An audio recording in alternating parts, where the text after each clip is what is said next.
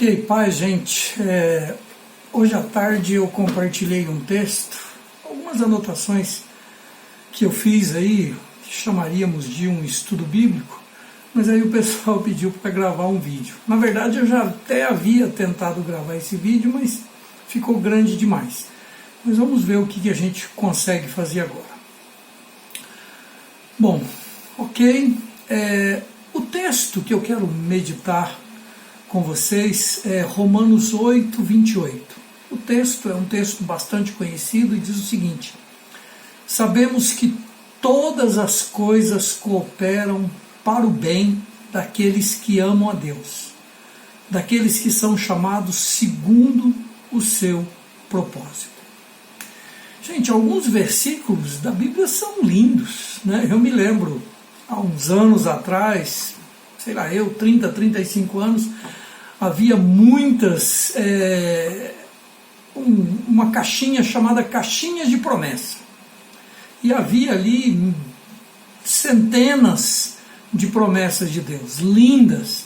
Obviamente que a maioria delas estava desassociada do seu contexto, né? Havia só uma parte de um texto e era uma promessa linda. Por exemplo, em Isaías tem um texto que diz assim: e serás como um jardim regado. Que maravilha, serás como um jardim regado. Mas ele foi tirado dentro de um contexto. O que eu quero trazer nessa noite, esse texto aqui, como outros, né? O Senhor é o meu pastor e nada me faltará. Nada. Ou seja, isso significa que realmente eu vou estar suprido de tudo, no sentido físico, emocional, espiritual. O Salmo 91, que muita gente deixa a Bíblia aberta, né, nele, aquele que habita no esconderijo do Altíssimo, nenhum mal te sucederá, praga nenhuma chegará à tua tenda. Mas a pergunta é possível viver aqui na Terra um nível de fé ou a plenitude desse texto? Eu estava ouvindo ontem, né, a ministração do pastor Davi Brasil no nosso culto online, e ele pregou sobre Abraão, sobre o texto em que Abraão é provado por Deus. Mas o que me destacou em toda a pregação foi o aspecto da adoração. Na hora da provação, Abraão disse para os seus servos: olha, eu vou lá em cima adorar a Deus. Podemos ver isso na vida de Jó, no meio das provações, depois que perdeu os bens, perdeu os seus filhos. A Bíblia diz que Jó se prostrou e adorou a Deus. Podemos ver também Davi, quando o filho de Betseba morreu, o texto diz que ele jejuou 7 dias, e quando ele viu que os seus servos estavam ali cochichando, e não sabia como dar notícia a ele, então ele os chamou, e a Bíblia diz que eles falaram sim, morreu. Então a Bíblia diz que Davi se lavou, untou com óleo, e adorou o Senhor. Então são essas atitudes. No meio da adversidade nós pegamos pessoas adorando a Deus, né? Mas a pergunta é possível viver acima dessas circunstâncias? Ou do que as circunstâncias nos trazem? Bom, quando analisamos Romanos 8, 28, né, temos ali todas as coisas que vai cooperar para o bem, e etc. Queridos, primeira coisa, Deus é fiel. Ele cumpre a sua palavra. Por isso podemos descansar, pois Deus vai cumprir o que prometeu. Às vezes nós, como seres humanos, prometemos e não cumprimos, porque às vezes, mesmo querendo, não temos condição. Mas a Bíblia diz, Deus falando, ele diz assim: agindo eu, quem impedirá? Então Deus é poderoso para cumprir as condições que ele propôs, né? Às vezes nós pensamos que Deus é como nós, que aparece uma circunstância e impede Deus de cumprir o que ele prometeu. Mas ele diz que ele vela pela palavra dele para cumpri-la. Então, Deus cumpre esse texto. Só que esse texto, ele traz algumas condições, né? Sempre que Deus faz uma promessa, normalmente há uma contrapartida que Deus quer que façamos, ou algo que Deus quer que não façamos, né? Nesse texto, a primeira coisa que nós vemos aqui, no texto de Romanos 8, 28, é que todas as coisas cooperam para o bem daqueles que amam a Deus. E aí, claro, eu pergunto, será que eu amo a Deus? Você ama a Deus? Será que nós amamos a Deus? Alguém poderia dizer, nossa, eu sempre, falo para Deus, Deus, eu te amo. Né? Mas eu gostaria que nós olhássemos para as Escrituras, para verificar, segundo as Escrituras, se nós amamos a Deus. Porque se nós amarmos a Deus, realmente todas as coisas vão cooperar para o nosso bem. É o que está dizendo o texto. O texto não coopera, todas as coisas não cooperam para o bem de todos, cooperam para o bem daqueles que amam a Deus. Vamos ver então, eu gostaria de citar aqui primeiro alguns textos que Jesus coloca essa questão, né? Ele diz assim, João 14, 15, capítulo de João ali, tem vários textos, nós vamos ler alguns. João 14, 15 diz assim, se me amardes, guardareis os meus mandamentos. João 14, 21 diz assim, aquele que tem os meus mandamentos e os guarda, este é o que me ama. E aquele que me ama será amado de meu Pai, e eu o amarei e me manifestarei a ele. No versículo 23 do mesmo capítulo 14 de João, ele diz assim, Jesus respondeu e disse, se alguém me ama, guardará a minha palavra. E o Pai o amará, e viremos para ele e faremos nele morada. O versículo 24 diz assim, quem não me ama não guarda as minhas palavras. Ora, a palavra que ouviste não é minha, mas é do Pai que me enviou. Então aqui nesse capítulo de João, no capítulo 14, nós vemos claramente, se eu digo que eu amo a Deus, necessariamente eu preciso guardar os mandamentos, ou guardar a palavra. Ou seja, não adianta eu falar que eu amo, oh Deus, eu te amo, mas se eu não busco qual é a vontade de Deus, de como agradá-lo, né, de conhecer a sua vontade e praticá-la. E é isso que Jesus está dizendo aqui, não são meras palavras, né, que Jesus quer. Na verdade, Jesus diz assim, nem todo aquele que me diz Senhor, Senhor, entrará no reino de Deus, mas aquele que faz a vontade do meu Pai. Na primeira carta do apóstolo João, no capítulo 2, no versículo 3, ele diz assim, e nisto sabemos que o conhecemos, se guardamos os seus mandamentos. Versículo 4, aquele que diz, eu conheço, e não guarda os seus mandamentos, é mentiroso e nele não está a verdade. Mas qualquer que guarda a sua palavra, o amor de Deus está nele verdadeiramente aperfeiçoado. Nisto conhecemos que estamos nele. Muito claro, né? No mesmo livro, na mesma carta de João, no capítulo 3, no versículo 18, ele diz assim, meus filhinhos, não amemos de palavra, nem de língua, mas por obra e em verdade. E nisto conhecemos que somos da verdade, e diante dele asseguraremos o nosso coração. Sabemos que se o nosso coração nos condena, Deus é maior que o nosso coração, ou que os nossos corações, e conhece todas as coisas. Amados, se o nosso coração não nos condena, temos confiança para com Deus. Agora preste atenção. E qualquer coisa que lhe pedimos, dele a receberemos, porque guardamos os seus mandamentos e fazemos o que é agradável à sua vista. Claríssimo o texto. Ou seja, nós vamos ter paz diante de Deus. Não adianta pensar, né, que vamos esconder algo de Deus. Ou o servimos ou não o servimos. Ou temos a intenção de agradá-lo ou não, de guardar a sua palavra, de conhecer a sua vontade.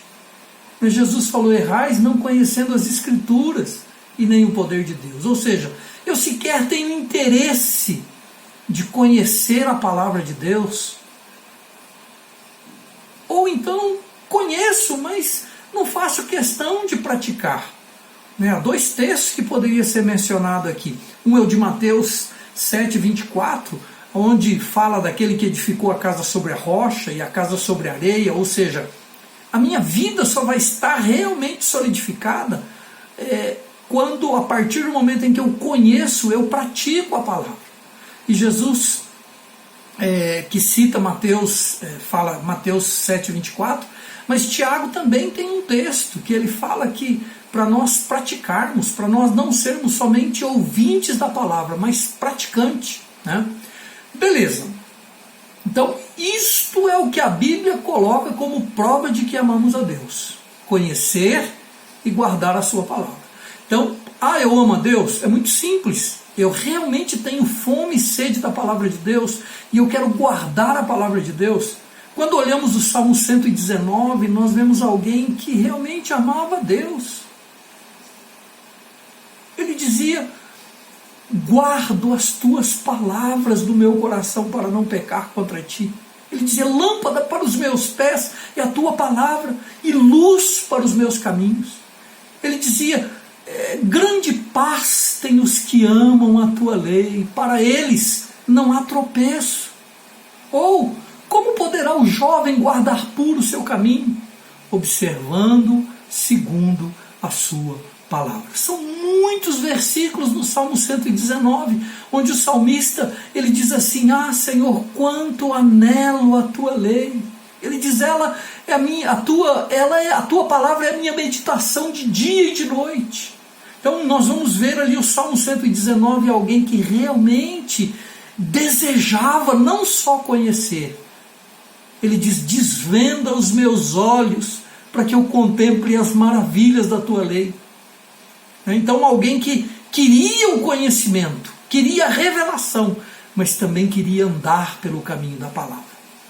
Então essa é a primeira condição. Se eu cumpro essa primeira condição, eu estou no caminho certo. Mas o texto coloca mais uma condição. Ele diz: todas as coisas cooperam para o bem daqueles que amam a Deus, daqueles que são chamados segundo o seu propósito, ou o seu plano, ou o seu decreto.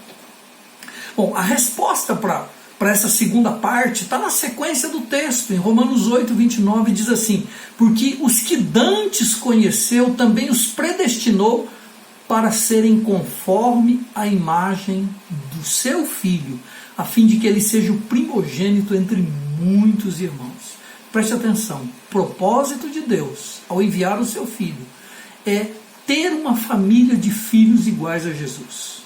O homem nasceu a partir de Adão, ele foi gerado segundo Adão e em pecado. E o projeto de Deus em Cristo Jesus é criar uma nova geração que foi regenerado pela palavra, nascido de novo, nascido da água e do Espírito. Alguém que caminha para ser conforme a imagem de Jesus. Ou seja, a palavra de Deus, ela tem o propósito de nos transformar na imagem de Jesus. Efésios 1:5 diz assim: e nos predestinou para filhos de adoção por Jesus Cristo, para si mesmo, segundo o beneplácito da sua vontade. Romanos 13:14 diz assim: mas revestivos do Senhor Jesus. A ideia é que nós estejamos escondidos em Cristo Jesus e que Cristo Jesus realmente nos revista.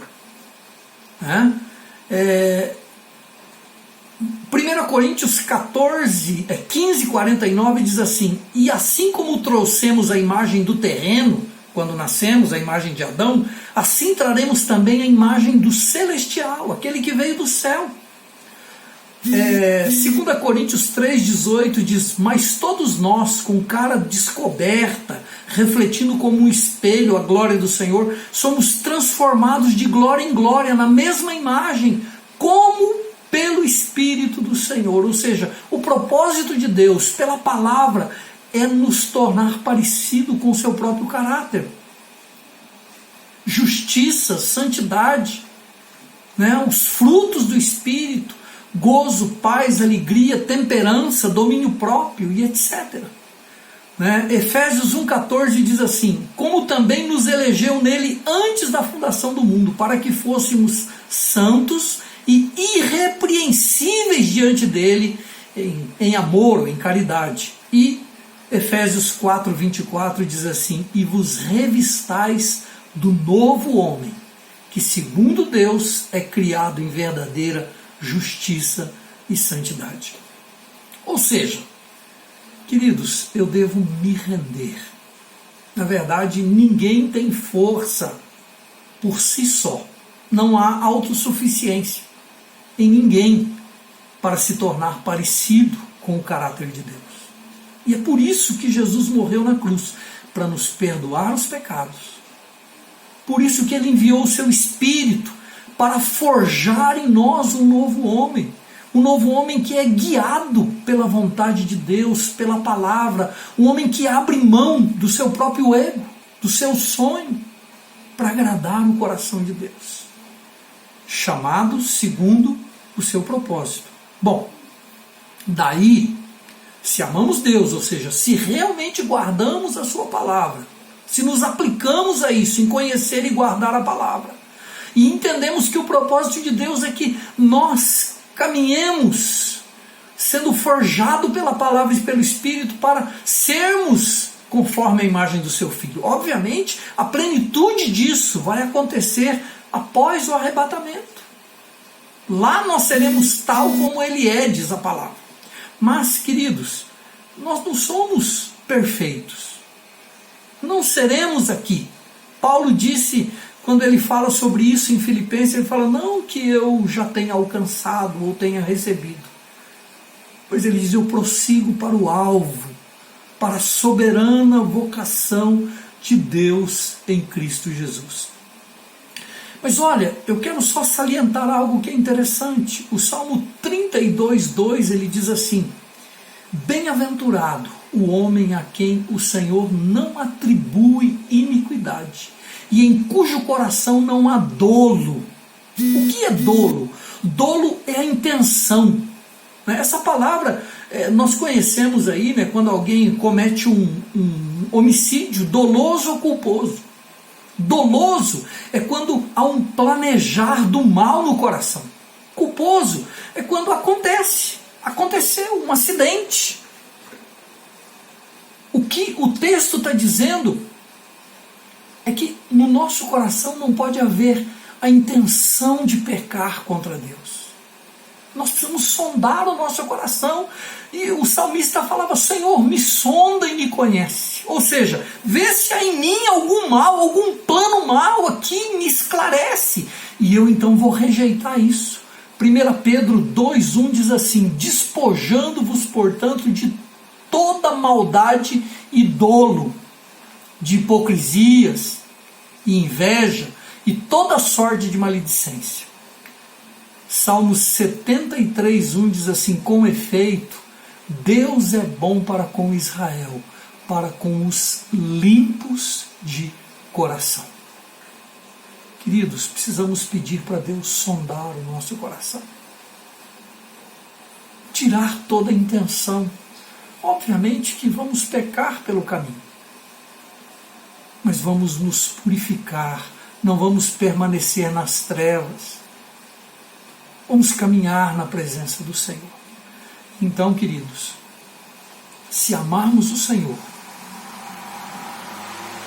e se caminharmos rumo ao seu propósito, ou seja, se guardarmos a sua palavra, e permitirmos que o Espírito com a palavra forme Jesus em nós.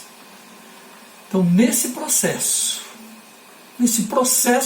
do trabalhar de Deus nas nossas vidas, preste atenção, Deus está no controle e tudo que nos acontecer, tudo, vai cooperar para que o propósito de Deus se cumpra nas nossas vidas. Obviamente, só pela graça, mas ela foi dada em Cristo Jesus. Somos salvos pela graça. Vamos orar. Papaizinho, nós olhamos a Tua palavra, Senhor, e vemos na Tua palavra que o Senhor cuida de nós. Nós te pedimos, dá-nos fé, Papai, para permanecermos na Tua palavra. Em algumas circunstâncias teremos que ser verdadeiramente valentes para permanecermos na Tua palavra. Corajosos, é isso que o Senhor disse a Josué: ser forte e corajoso, para que tenhas cuidado de guardar tudo quanto está escrito na minha lei. Senhor, dá-nos esse valor, essa coragem, ó Pai, para resistirmos a tudo e a todos e permanecermos na Tua palavra, Senhor. Ó Deus, abençoa a vida de cada um, Papai, que vai ouvir, ó Deus, esse texto, Senhor, no nome de Jesus. Amém. Amém, queridos. Um beijo no coração. Abraço agora só virtual. Paz.